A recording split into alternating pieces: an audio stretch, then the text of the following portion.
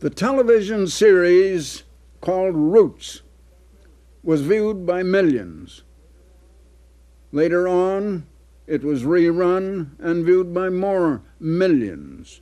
It traced the origin of one black family, or their roots, back for a couple hundred years or so into Africa. Now the Jews know their roots. It's traced through the Bible, all the way back to the very first created man, Adam, and their mother, Eve. Also, the Arabs know that almost every Arab knows he is descended from Ishmael, and Ishmael was a son of Abraham mentioned in the Bible, and through that they have their roots all the way back to the first created man, Adam. Also, the Turkish people are generally known to be descended from Esau. They have their roots in Esau, and Esau is mentioned in the Bible, and you have his genealogy all the way back to the first created man, Adam. But where are our roots? Where are the roots of the American people, the Canadians, the English, and the people of northwestern Europe, even of Germany? Why is our identity lost? The World Tomorrow.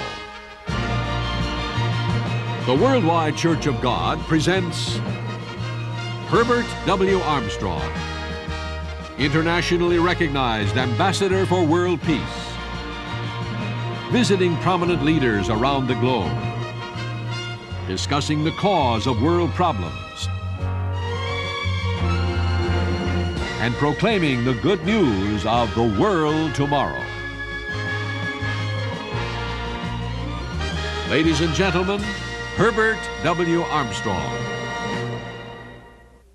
Why is it we do not know where we are? Our identity is lost while other people can trace their ancestry and their roots all the way back. Well, I'm going to give you the answer. Because our roots can be traced, and we can come to know who we are, and I'm prepared to reveal that truth to you.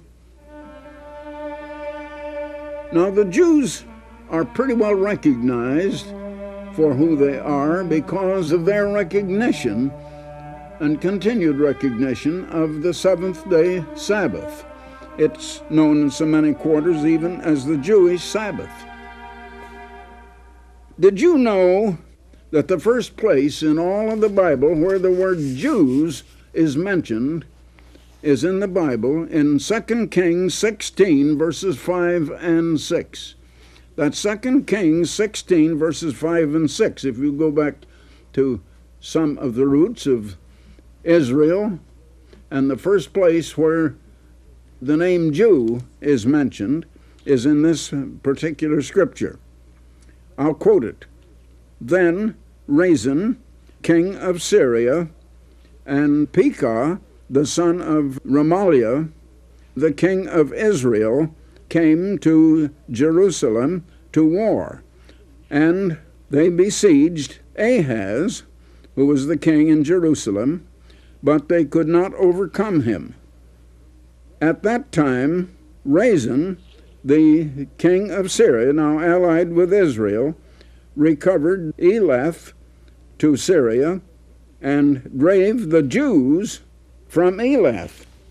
Now there's the first place the Jews are mentioned, and they're at war with the ally of Israel. Israel is there allied with Syria. And Israel's ally drove the Jews from Elath. And the Syrians came to Elath and dwelt there unto this day, as you read in 2 Kings 16:6. The first place where Jews are mentioned, they were at war against Israel. Now, can you imagine that? The Jews at war against Israel.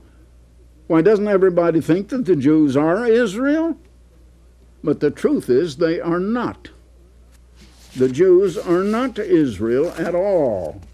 And it's time we get some of these identities straightened out. After King Solomon of Israel died, his son Rehoboam came to the throne.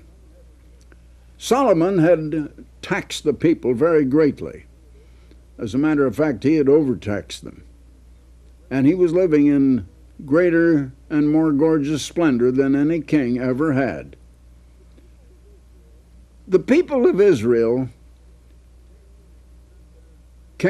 sent their representative to King Rehoboam, the son of Solomon, who now was the king, and they said to him, "If you will lighten our taxes and not put this burden on us like your father Solomon did, we will serve you. But if you do not, and if you're going to continue to tax us, we are going to reject you as our king. You will not be our king any longer." Rehoboam consulted the old men, and they advised him to give in and bring down the taxes. Then he consulted the young men, and they said, "Oh, tell them where to go to." And so he said to them, "My father laid the taxes on you, but I'm going to make it a whole lot worse. I'm going to lay heavier taxes on you." And then Israel rejected him as king. And they took the man who had been, well, today we would call him the prime minister under Solomon. His name was Jeroboam. And they made him the king. And they set up the capital in Samaria, the city of Samaria, north of Jerusalem, some several miles north of Jerusalem. And they rejected Rehoboam as king. At that time, the tribe of Judah seceded from Israel and became the kingdom of Judah. They took a new name. They became known as the kingdom of Judah. Now the tribe of Benjamin went with them because they were located, joining them in territory anyway. And the first thing that the new king Jeroboam did was to change the seventh month festivals of Israel, which was the Feast of Tabernacles, to the 8th month. And also he changed the 7th day of the week, or the Sabbath day, from the 7th day to the 8th day, which was Sunday, or the first day of the week, the beginning of another week. And so a great division was made. Now, the next thing that King Jeroboam did was to put away all of the Levites, who were the priestly tribe. They were the better educated people. They were the most highly educated, the most affluent people in Israel, but he put them away because he was afraid they would lead the people back to King Rehoboam, and Jeroboam would lose out on his throne. And so the tribe of Levi joined with Judah also, and the three tribes of Judah, Benjamin and Levi, became known as the kingdom of Judah. They were not Israel. They were now the kingdom of Judah. Now for the time of 19 different kings and 7 dynasties, the kings of Israel continued to rebel against their God, the Creator. And finally, God had warned them that he would drive them out, and finally he did. And now we trace the history of what happened in 2 Kings, the 17th chapter, beginning with verse 5. Then the king of Assyria came up throughout all the land and went to Samaria, Israel's capital and Israel's land. The whole land was called Samaria by that time, and besieged it 3 years. That's from 721 to 718 BC. In the 9th year of Hoshea, the king of Israel, the king of Assyria took Samaria and carried Israel, no, not the Jews, carried Israel away into Assyria and placed them in Halah and in Habor by the river of Gozan. Well, this was in the southern shores, near the general area, the southern shores of the Caspian Sea, and in the cities of the Medes. Therefore, the Lord, or the Eternal, was very angry with Israel and removed them out of his sight. There was none left but the tribe of Judah only, or the kingdom of Judah. They were left with a capital in Jerusalem, and that was all of Israel that was left in Palestine, in that land, the original so-called Holy Land. Now continuing in verse 23, until the Lord removed Israel out of his sight, as he had said by all the servants, the prophets, so was Israel, now not the Jews, but Israel, carried away out of their own land to Assyria unto this day. That is the day that this was written. And the king of Assyria brought men from Babylon, and from Cutha, and from Ava, and from Hamath, and from Sepharvaim, and placed them in the cities of Samaria, instead of the children of Israel. In other words, the people called Israel had been moved out of their land. Now they had dwelt in the land called Samaria, and only the kingdom of Judah remained in Judea, or the land surrounding Jerusalem. But Samaria was in northern Palestine, and they were all moved from their farms, from their cities, from their homes, over to the southern shores of the Caspian Sea, and placed them, that is, these Gentiles from Babylon and other cities over there, and placed them in the cities of Samaria, instead of the children of Israel. And they possessed Samaria and dwelt in the cities thereof. Now, they were the ones that were called Samaritans in the time of Christ. Now, the Jews in the time of Christ were from the kingdom of Judah. And they're the ones that Christ came to, his own. Christ himself was of the tribe of Judah, and he came to his own, who received him not. So, the nation Israel finally lost its identity. It was driven out away from God. They lost their identity and became known as the lost 10 tribes. God, meantime, had made an everlasting covenant with Israel. It's recorded back in Exodus 31. He had made a covenant with them that was for all eternity, an everlasting covenant with all Israel. This was long before the division between Israel and Judah. This goes clear back into the days of Moses. Now I want to read you that covenant.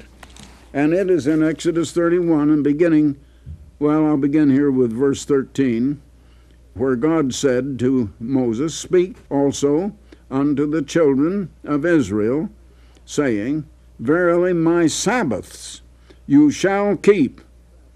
For it," that is the Sabbath, "is a sign between me," that is God, "and the children of Israel throughout your generations, that you may know that I am the Lord that doth sanctify you," or that I am the Lord that sets you apart from other nations.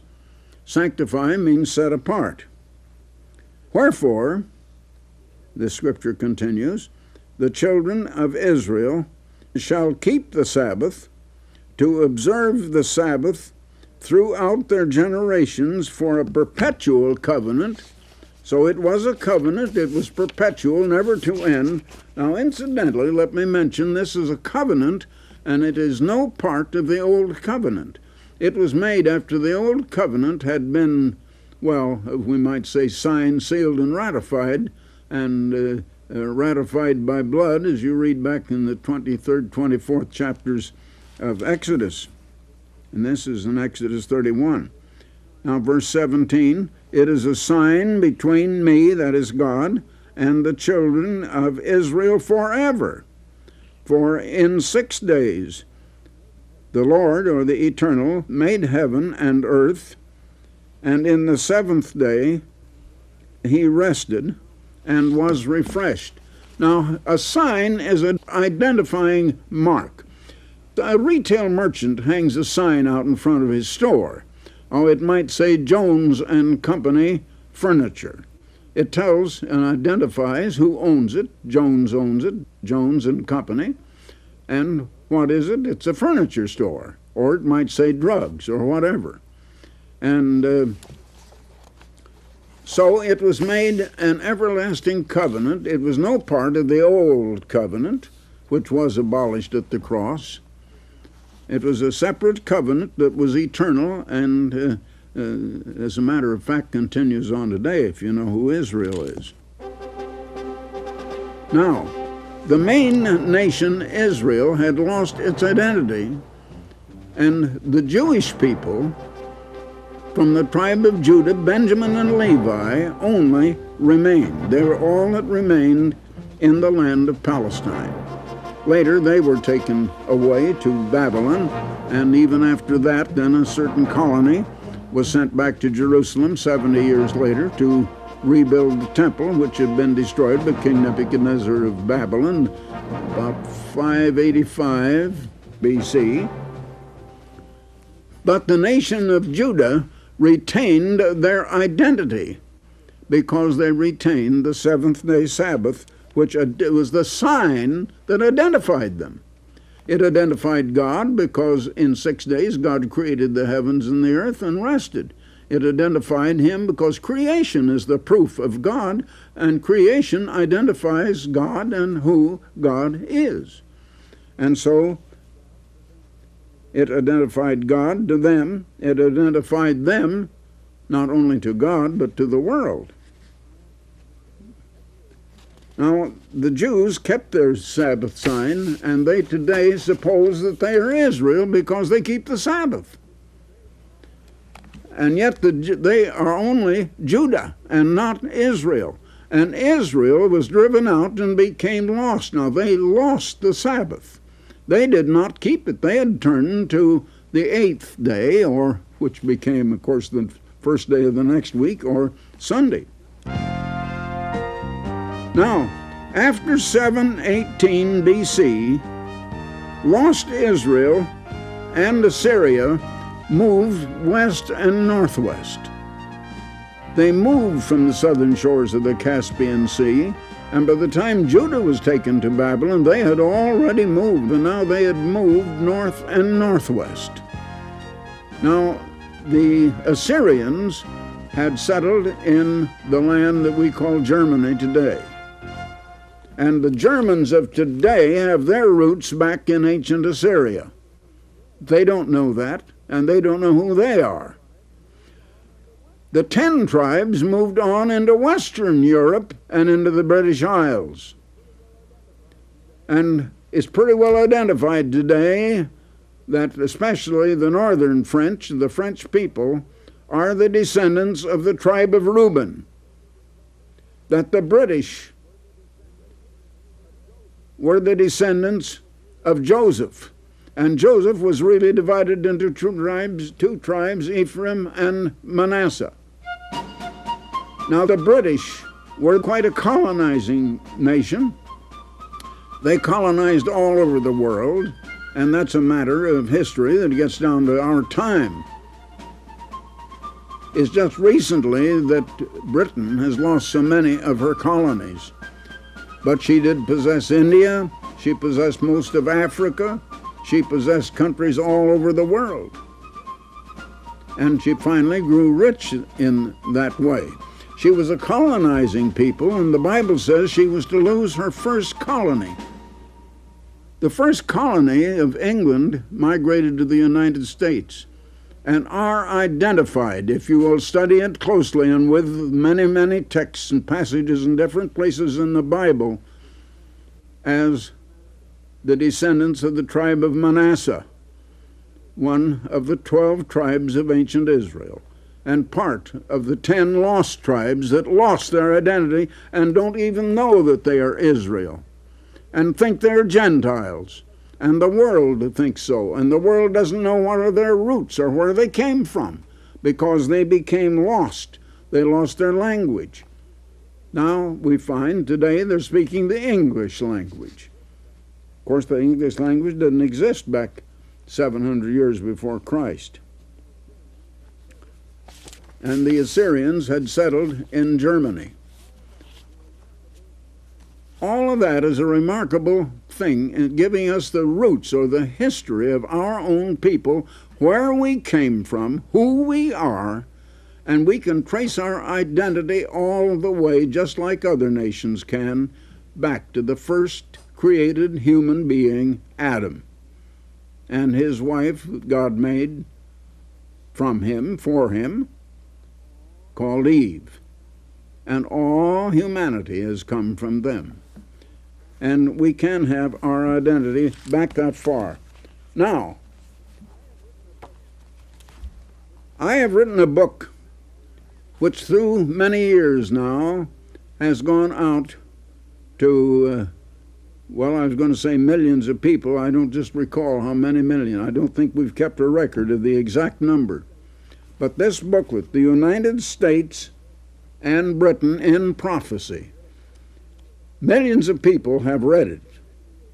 It's the most circulated booklet we have ever put out. I haven't announced it now for some little time on this program, and I want to announce it once again, and that will give you some startling information about our ancestry, about your own roots, where you came from. And not only that, it will give you, it is the key to understanding biblical prophecy, and it shows you what Bible prophecy says is going to happen to the United States in the next few years. Now you wonder, where are we going from here? The world is in trouble, and the United States is approaching trouble, many troubles. And it's all written in the Bible, and you can't understand it without this knowledge of our identity, of our own roots, who we are, where we came from, and where we're going. The booklet is The United States and Britain in Prophecy. Now, there's no charge. All you have to do is request it. It's an illustrated book. It's a good many pages, and it will not only identify you and give you the key to understanding all prophecies, but it specifically pinpoints the United States and where we are mentioned as nations, the British and the American people, in biblical prophecy, and what is going to happen in the next few years. What already has happened in Britain is recorded there incidentally. Now, at the same time, I want to send you another booklet along with it. Where is the true church today? I've said something about that in recent programs. The true church of God has had great difficulty. It has been a persecuted church, and great false churches have risen up. But Jesus Christ said that the gates of the grave would never prevail against his church, and it does still exist today. Where is it? This booklet will tell you that. Now also, the finest magazine in the world is published by our organization, called The Plain Truth. Here is the most recent number, and by the way, for the first time with this number, we have finally reached 7 million circulation. 7 million copies per month. It has a lot to do about the Olympics in this number because they're coming to Los Angeles. And it starts out with an editorial from me, and then the article, The Olympic Games, a Mirror of Mankind. There's something about the Olympic Games that you need to know, and there's quite a history of it there. Now here's an article, More Than a Monarch, about a country, a king and a queen, and it's a very interesting story about what they have done for their nation. Then another article, Tomorrow's News Today. And that refers to biblical prophecy. Prophecy is telling or forecasting what is going to happen before it happens. You get the news of the future today. Now here's another article, Whatever Happened to Good Sportsmanship? And that is concerned about the Olympics also. Whatever happened to good sportsmanship? Another one, In Pursuit of Excellence. And that has to do with training for the Olympics. And incidentally, many who are training for the Olympics in Los Angeles have been training on the Ambassador College campus right here in Pasadena. Here's another article. Yes, words can hurt. You can hurt people by your words. And that's something you need to read and to understand. Very important. Here's another article. A welfare plan with a heart. Now this shows what a biblical welfare plan really would be. Now here's another article. D-Day, the untold story, has come out at last, and it's about D-Day and how it led to the winning of World War II, and it wasn't just by the might or the armies of the Allies, but God himself determined the outcome of that war. There's some news here that is going to surprise you. Now, the Plain Truth is the most important magazine. It is the finest magazine in the world, and there's no subscription price.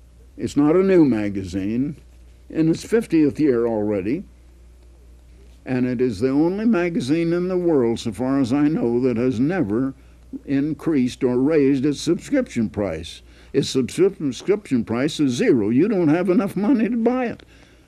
But you can subscribe by just sending in or calling in by telephone a year's subscription absolutely free.